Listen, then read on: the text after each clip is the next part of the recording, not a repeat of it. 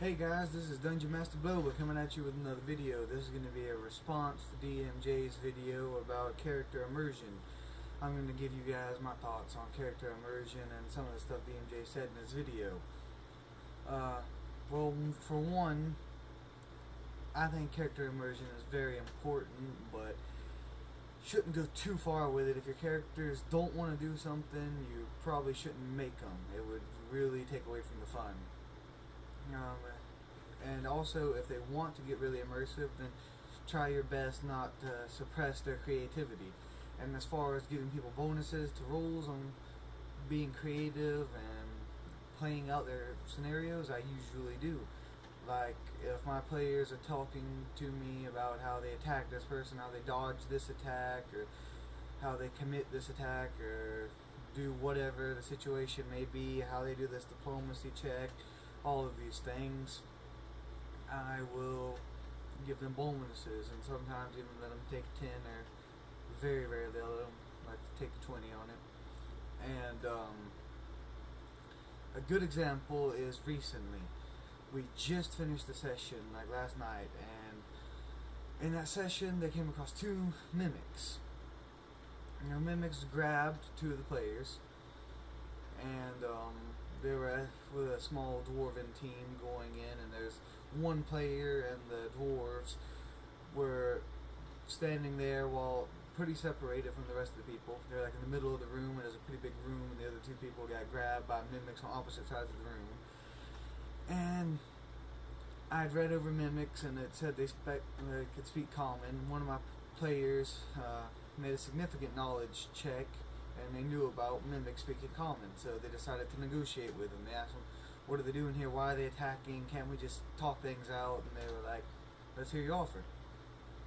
So the players went on to negotiate with the mimics and negotiate out a better deal than the current, I guess you could say, an employer or master or whatever was giving them, because they were in that keep to guard the keep, and in return the master guy would give them a place to stay, give them treasure off of dead adventurers, and feed them every one or two of his prisoners. These guys, my players, said, you keep your treasure, we'll move you to a better location with a better view so you don't have to sit down here in the basement, and we will give you a better food supply, which was a bunch of monsters with acidic blood that were down there. And creatively thinking, my players were like, yeah, there's a bunch of these monsters down here, and mimics are immune to acid, so we're going to do that. And I just didn't even make them take a diplomacy check. I just let them go on with it, and they really played it out. It's not like, okay, we make a deal with the mimics, diplomacy check. No, they really went in there and played it out. And they've done the same thing with attacks before, and if they don't go into detail with attacks, I don't necessarily give them a penalty, I just don't give them a bonus. As long as they go in, like, say one guy's using a great sword, he says, okay, I go in for, let's see, downward sweep. Yeah, downward sweep on him, and the guy is taller than him, maybe he's a giant or something like that, and he's going a downward sweep on him. Then I'll judge it by how tall the creature is, how small the creature is, whatever, how the creature reacts, and depending on the creature, they may get a bonus to their roll for their attack. Stuff like that. Same thing with diplomacy, as I gave the example with the mimics. And in particular, one thing I've really been doing for as far as immersion goes, detailed on where they hit their opponents and where their opponents hit them, and I've been using armor hardness and hit points. And if they're wearing full plate, they are very susceptible to lightning attacks and such, but they're very, very, very hard to hit with standard conventional weapons like long swords and daggers and stuff like that, because they have full plate on, and it's hard to get past the hardness and hit points with like a standard weapon.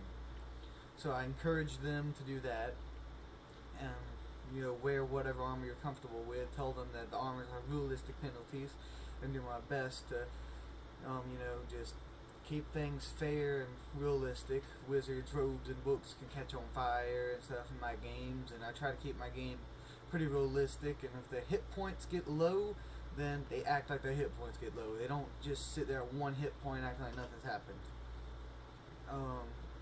I even make them sometimes fatigued if they get low hit points, giving them like a -2 to almost all physical rolls.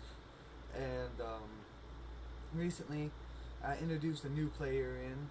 Well, he was an old player, but he got tired of his character and wanted to make a new one, so I gave him away. He was a prisoner in the keep that the party was raiding, same one with the mimics. They found him in there. He went like a week without food or water, and I loved his example. He role-played it really good as a guy that hasn't had food or water for a long time. He he made a small loincloth out of rat furs, and he befriended a cockroach down there. And yeah, it was kind of funny sometimes, but it was also really awesome. And what's the word I'm looking for? Creative of him, I guess would be the word I'm looking for here, to make up all that stuff with his character background there. And he even made up a story how he got there. It wasn't just like, okay, you're in this dungeon, they find you. He has a whole story of why he was there and how he got there and everything. And yeah, that was just a little thing on immersion with characters. I might make a longer video in the future talking in depth about character backgrounds, but this is just a response video to what Dungeon Master Johnny was talking about right now. But anyways, this is Dungeon Master Bloba signing off, and if you like the video, leave a like, and if you have any suggestions for future videos, please feel free to comment. Have a nice day.